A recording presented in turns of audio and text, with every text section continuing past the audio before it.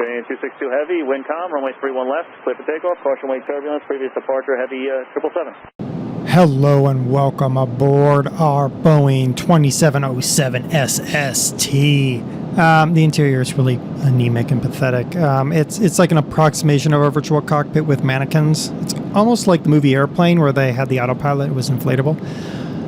Yeah, so the interior is kind of bad, honestly. And it's murdering my frame rate. Anyway, here's the exterior of our SST.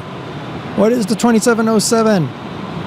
Well, 2707 was the U.S.'s version of Concorde, basically. Let me swing her out here. So, during the time of the Concorde being built and the Tupolev Tu-144 supersonic, the United States was working on their own, which, oh, look at that nose, which was a competition between the 2707 and Lockheed. Lockheed had a design as well. Government funded, and it was to build the U.S. version of a supersonic transport plane. Now, that didn't happen, obviously. It was canceled due to environmental reasons, but the 2707 would have been an amazing aircraft if it had come to production. So first, some basics about, well, first, you notice the obvious. It's got swing wings and a really funky droop nose. Well, ignore the funky droop nose. That's a different issue. But the swing wings, those are very important. We're going to talk about them here in a moment. I'm going to try to get this aircraft in the air, but before I do, I actually want to hit the buttons to see if I can find an actual cockpit. So let's try one. That's not an actual cockpit, that's a crappy cockpit. Oh my. Alright, let's see if I can put this on the other screen so I have some hope of flying this aircraft, maybe? No. Okay, and that's it. Okay, well, I'll fly based purely on GPS data. Done it before, I'll do it again. Alright, let's take the... Should we get inside? Why not? Alright, here we are inside with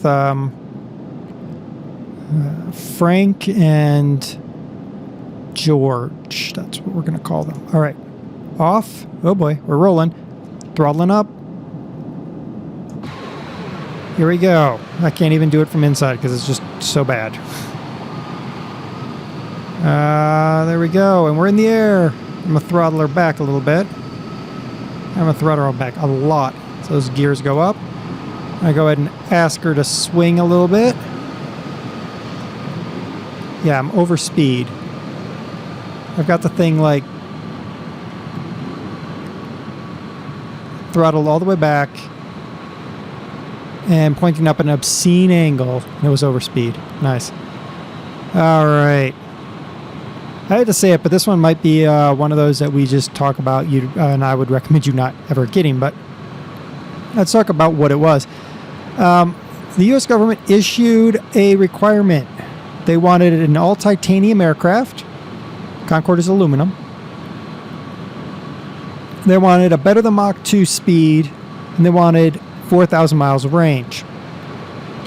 Boeing took those requirements, and then they went a few steps extra. Boeing envisioned all titanium with the range of the 707 Intercontinental, which was 5,000 to 6,000, I believe. Top speed of Mach 2.7. 250 passengers. Concorde can take 144, I believe. And they wanted this aircraft to take off and land using the same runway space as the largest 707 with an acceptable noise limit. And they were looking at an acceptable noise limit of their old 707s that used the old rotor jet engines. That was a pretty tall order. In fact, everything about that was fine and easy enough to do except for the last two, which was the 707's takeoff performance and noise performance. Those were a problem. To achieve the noise they were looking for, they needed the 707's approach speed, which is a relatively low approach speed. Now, the solution in Boeing's world, you saw when we took off, was, and I'm probably never going to be able to land this aircraft because I have no idea. In fact, I have this thing throttled all the way down. It looks like we're about level. And I'm going 355 knots. Oh my gosh. Oh my goodness. It's a beautiful looking aircraft. I'm going to crash it if I'm not careful with it though.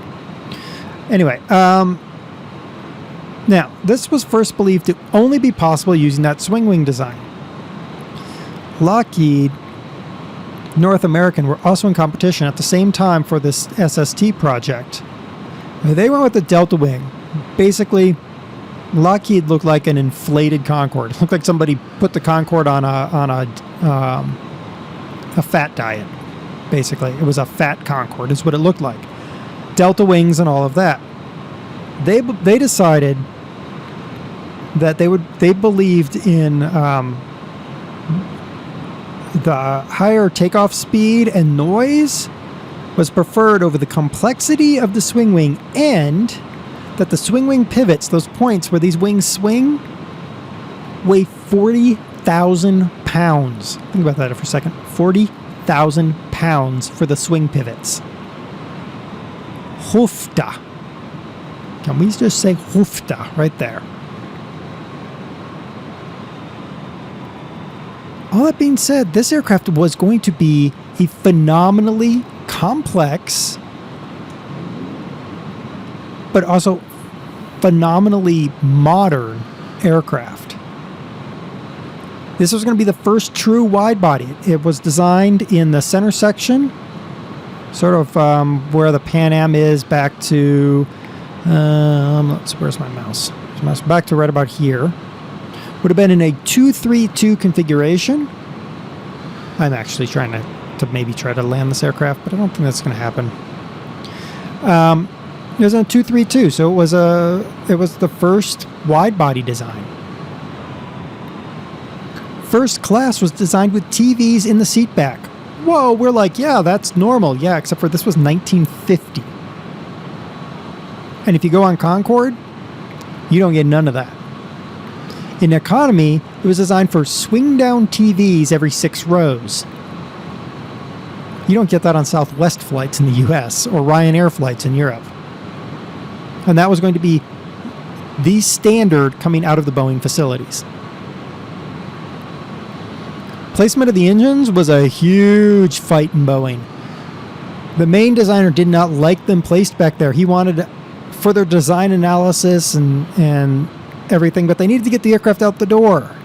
And so they put them back there. Those are 4 General Electric GE4 J5Ps. They produce 63,200 pounds of thrust each when running on afterburner. She did need afterburners, but she would have made her top speed of Mach 2.7. The largest orders, and airlines ordered with the FAA, they put a deposit down and they got refunded their deposit if the plane wasn't made, so they all got their money back. But Pan Am ordered 10. TWA ordered 10. Then it was United, American, Alitalia, Qantas, and Air France. All ordered 8, if my memory serves. It could have been 6, but it was a significant number. These would have been very expensive aircraft to order. I'm trying to find the runway. And quite honestly, it's not going to be, I'm probably not going to even try to put this aircraft back down at. I think we're going to have to take this one as a, you know what we're going to do? We're going to go ahead and swing her back, point her to the heavens like she should have been. Remember, the Mach 2.7. Think about that. 2.7. The range. She had the range. I'm throttling her up to fly San Francisco to Tokyo at Mach 2.7. Today, what takes 18 hours plus, well, she would have got you there much, much faster. killed because of environmental concerns and the concern over the sonic boom.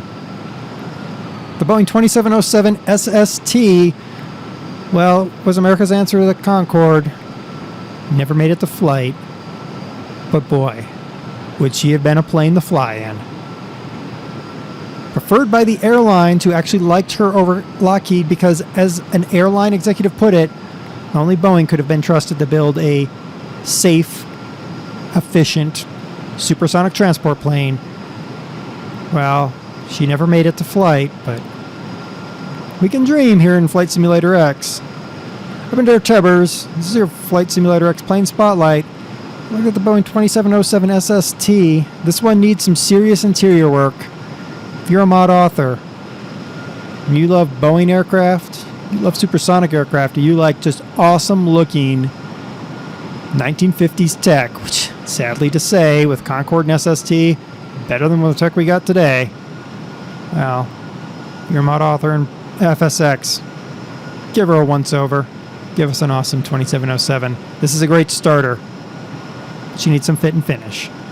Till next time, this is DerTebbers. Your link is down below if you want the 2707 SST. Happy flying. I'm on my way to Tokyo. Be there in a few hours. United 351 North Approach, good evening. Depart the Woodside VOR heading 060, vector visual approach runway 28 left. Okay, out of Woodside 060 for 28 left, United 351.